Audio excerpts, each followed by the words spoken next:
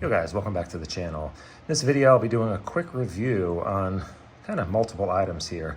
I have these carbon fiber 1.9 beadlock wheels off of Amazon. These were listed under the brand Louis. I don't even know how to pronounce it, but I've seen them listed under a few different brands, and they have a lot of different face designs.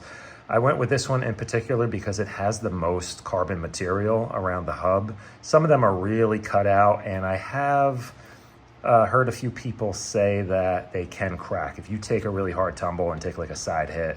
If there's not enough material here, it's just going to be weaker. So I went with this design just because it has the most material. I would actually prefer if they just left this one solid carbon disc. I think would be better, but a ton of clearance on the inside for portals, and I am running these on my my build here that has, let me show you guys up front.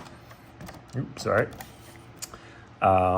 This is built on Capra axles, and I have these large brass portal weights on here and plenty of clearance. But the main reason I picked these up is because with this flat face design, you really can bring the offset in. And with Capra axles, if you've run any vehicle with Capra axles, you know that it is a very wide track width. And as nice as that is for stability, it can create some like hang-ups. You know, your axles get hung up a little bit more.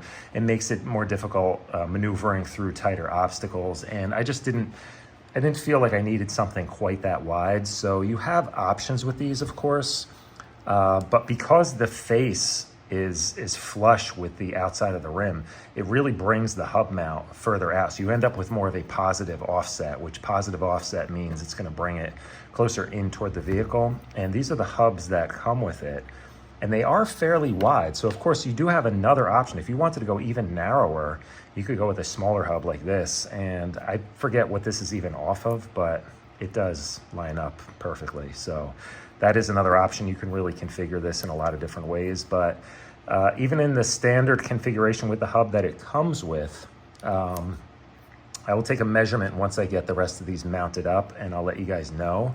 But you know, I was like over 11 inches wide with the Capra axles and the wheels I was running on there previously, which were these. I forget what brand these were, but they're kind of a trio copy off of Amazon. I think they're Injoras, actually.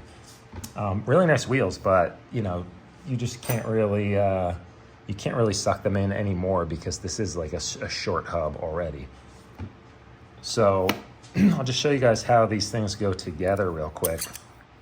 Basically, these are the pieces. This is the rear section, and then you have your beadlock ring, and then you have your hub and your faceplate. So it's pretty straightforward. You just bolt the faceplate to the hub using the shorter screws, 6 shorter screws, and then you know, you put your ring in like you would any standard, and then the other screws go through the faceplate into the rear ring here. So let me show you guys what that looks like. And I am mounting these up to Injora green silicone inserts and the Injora Comp pins, just to try something different. I've heard some good things about these. They are nice and sticky, so I'm gonna give them a shot, and we'll test everything at once and see.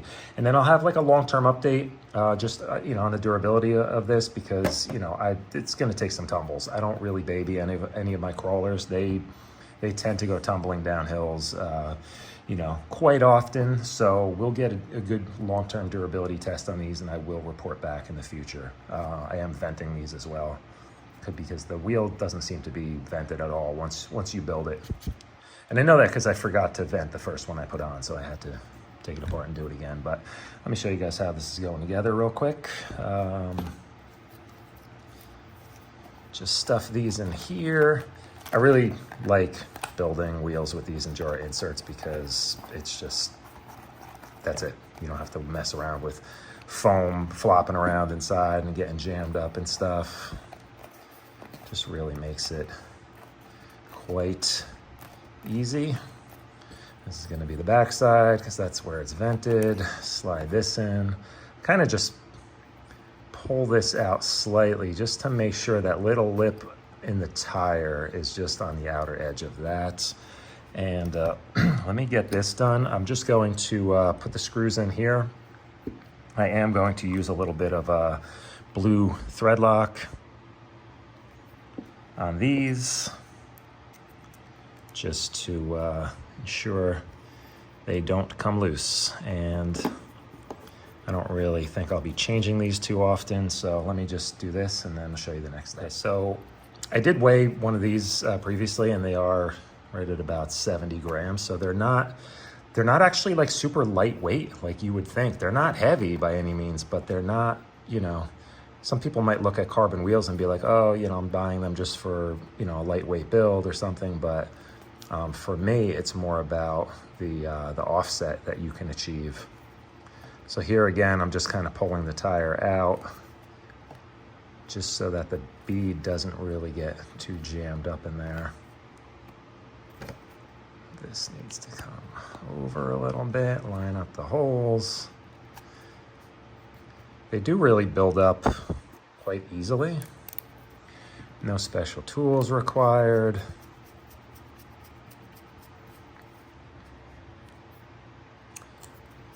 Put 2 screws in here and then kind of make sure the bead doesn't pop out. And then I'm not going to tighten any of these yet. I'm going to go around one more time and double check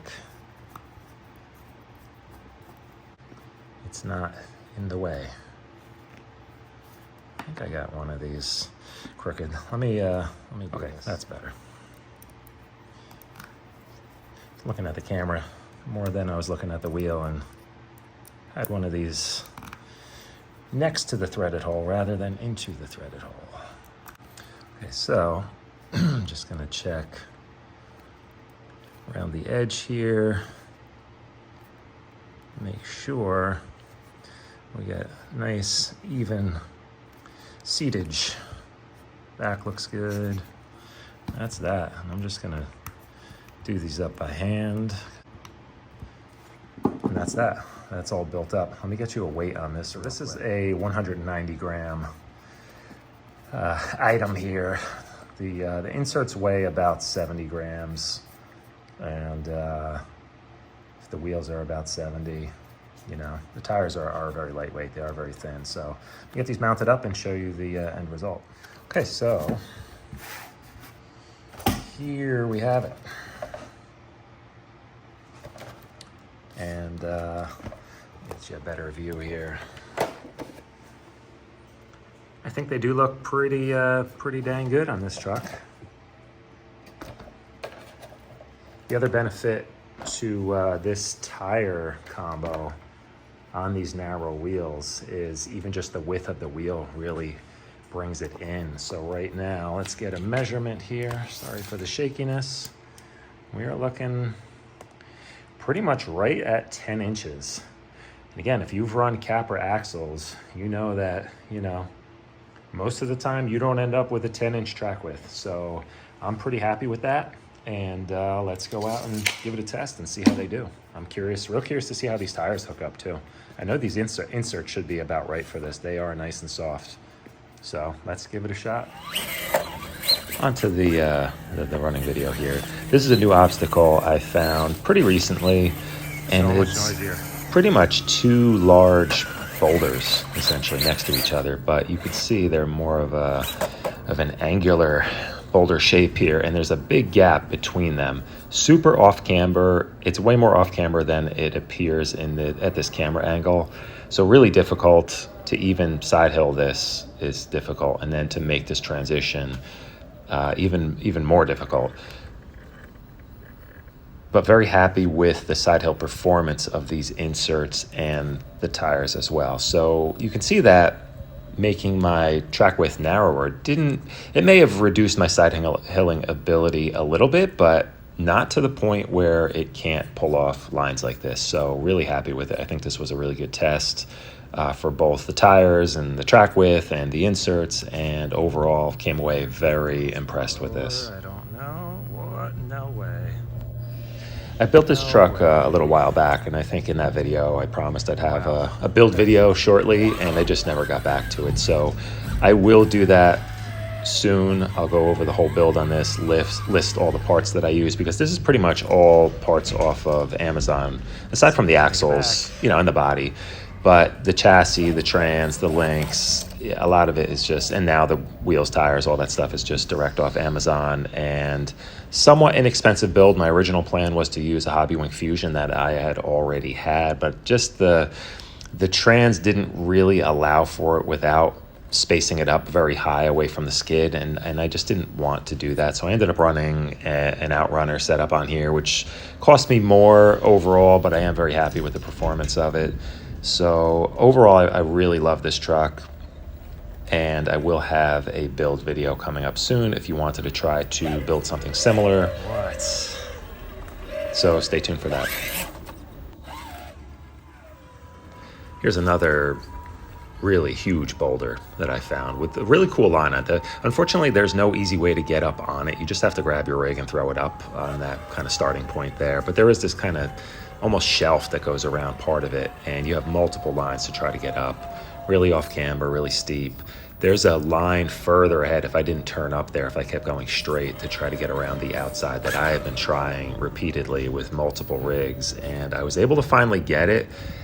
I filmed this a while back. I have to remember if this was the day that I actually got it. I think it was, and hopefully coming up in this video you will see some of that. I'll definitely have to speed it up because I sat there for quite a while and just millimeter by millimeter tried to work this thing up, and I was eventually able to get it, but it did take a while. But really cool obstacle here. You can see it's pretty high off the ground, but luckily at the bottom, if you take a tumble, there aren't too many repercussions. It's pretty soft and a lot of leaves down there, so it's fun to play around on. Come down low. Here is that second line I just mentioned, and sure enough, I just watched the video back and I do make it.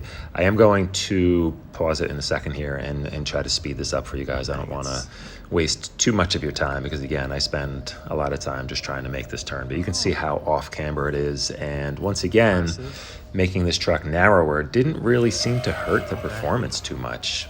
Yeah, maybe if it's wider it'd be slightly better, but hey, it was able to pull this off, and I've never been able to do this with any other rig, so very happy with it. The four-wheel steer is definitely a game changer, and I will say that if you're going to go with something a little more narrow of a setup, you'll get some advantages here and there, but maybe disadvantages. But with the four-wheel steer, it just gives you so much more opportunity to place that back exactly where you need it for more stability. So you can get away with something a little more narrow with four-wheel steer because of that option to just kind of maneuver the back around to get the weight shift just right so that it doesn't unload too much and topple over.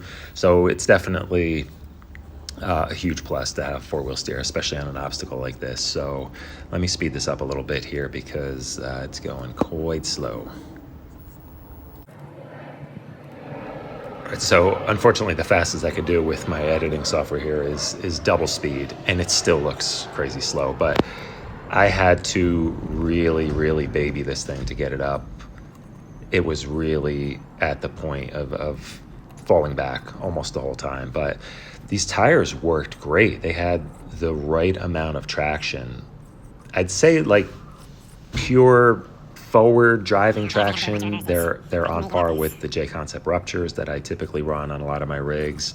But there's something even more to it. They really have some great grip kind of laterally.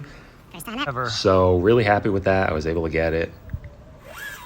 And hey, first time. So now I know it's doable. I'm gonna have to come back with some other rigs and see if I can pull this one off. I mean, that's a tough one. That's a tough one, even though it was really, I mean, for the first successful run up this, I could improve on that. Maybe less reverses now that I know I got to wind my way around. Wow. You know what? These tires are amazing. In an effort to keep this video somewhat short, I will leave you with this last line here. This is super difficult line. I love playing around on this though with different rigs and seeing if I can make it up. And so far, I think my G-Speed made it. I no longer have that truck. My Red Cat Ascent Fusion mated up this with a little bit of a punch in the middle just to kind of bypass this section here. So this line really lends itself to a 4-wheel steer rig for this spot right here, because there's a little overhang on the right where your wheel can get trapped. So you really can't come too close to the wall on the right. And then if you start going too far left, you will fall off and hang your axle up. So super difficult section. With any other rig that's not 4-wheel steer, you do have to like bump this section here to get it to clear both the left and right just right. But with 4-wheel steer here, you can see I get a little bit of lifting, and my front passenger side gets hung up there for a second, but I was able to make it through. So huge testament to the grip of these tires, and I think also the narrow width of them, and just the overall narrow track width really made this a lot more doable. This was probably the easiest I have ever done it. Just like that. Damn, dude. These tires are ridiculous. The track width now sitting at 10 is spot on. Man, that was good.